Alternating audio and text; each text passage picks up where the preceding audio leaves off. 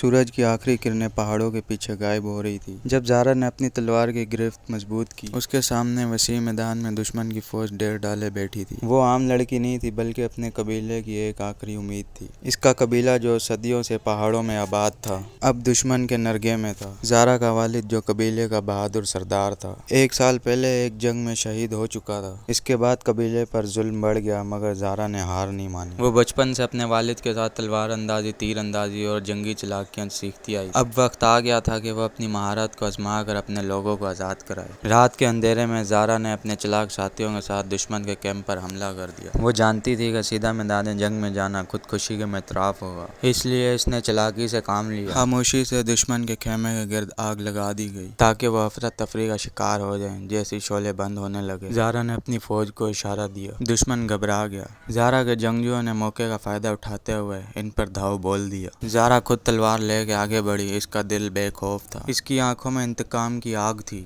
وہ ایک کے بعد ایک دشمن کو گراتی چلی گئی۔ اس کے وار اتنے تیز تھے کہ دشمن کو سنبھالنے کا موقع ہی نہیں ملا۔ لیکن دشمن کا سپہ سالار ایک تجربہ کار جنگجو تھا۔ اس نے زارا کو للکارا اور دونوں کے درمیان سخت جنگ چھڑ گئی۔ وہ طاقتور تھا مگر زارا چالاک تھی۔ اس نے اپنے والد کی سکھائی ہوئی تکنیک استعمال کی اور اس نے ایک جھوٹا وار کر کے دشمن کو دھوکہ دیا۔ جیسے ہی دشمن نے اپنا دفاع کھولا زارا کی تلوار بجلی کی طرح چمکی اور اس کا کام تمام کر دیا۔ سپہ سالار کے گرنے کی دیر تھی کہ دشمن کی فوج میں خوف پھیل گیا۔ وہ بھاگنے لگے اور زارا کے جنگجوؤں نے فتح کا نعرہ بلند کیا۔ صبح جب سورج طلوع ہوا زارا قبیلے کے مرکز میں کھڑی تھی۔ اس کے لوگ اسے دیکھ رہے تھے، آنکھوں میں امید اور عقیدت تھی۔ زارا نے اپنے والد کی وراثت کو سنبھالا۔ وہ اب ایک عام لڑکی نہیں رہی بلکہ ایک جنگجو اور ایک لیڈر۔ وہ اپنے قبیلے کی محافظ بن چکی تھی۔ اس دن کے بعد زارا کا نام پہاڑوں میں گونجنے لگا۔ وہ ایک کہانی بن گئی، ایک ایسی کہانی جو آنے والی نسلوں کو سکھاتی ہے کہ ہمت اور بہادری کا کوئی جنس یا عمر سے تعلق نہیں بلکہ یہ دل کی طاقت پر منحصر ہے۔